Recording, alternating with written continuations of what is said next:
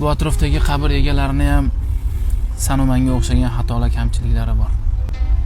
Balki bularning orasida san qilgan xatoni qilganlari ham bordir. Xato qilib qo'ydim deb turib o'zini ich-etini yeyish emas, balki tomini mana shu qabrga kelgungacha tavba qilib qolish kerak.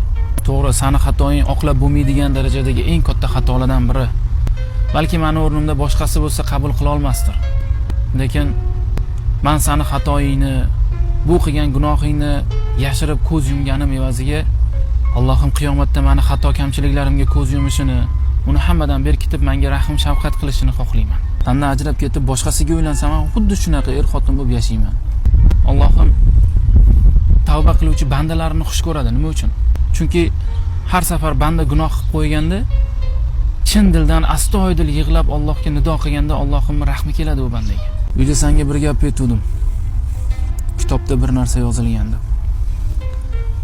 Er-xotin bir-birining xatosini to'g'rilashi va bir-birining kamchiliklarini to'ldirishga harakat qilmoqi lozim. Oliyjanob kishi xatoni to'g'rilaydi va uni berkitadi. Pastkash odam esa uni oshkor qiladi va unutmaydi deyilgan. Ich-etingni yuvurmasdan haqiqatdan tavba qilgan bo'lsang, bu yog'iga endi o'sha tavba qilgan inson kabi yashagin. Mashinada bo'laman, chiqarsan. Allohim kechir meni, kechir.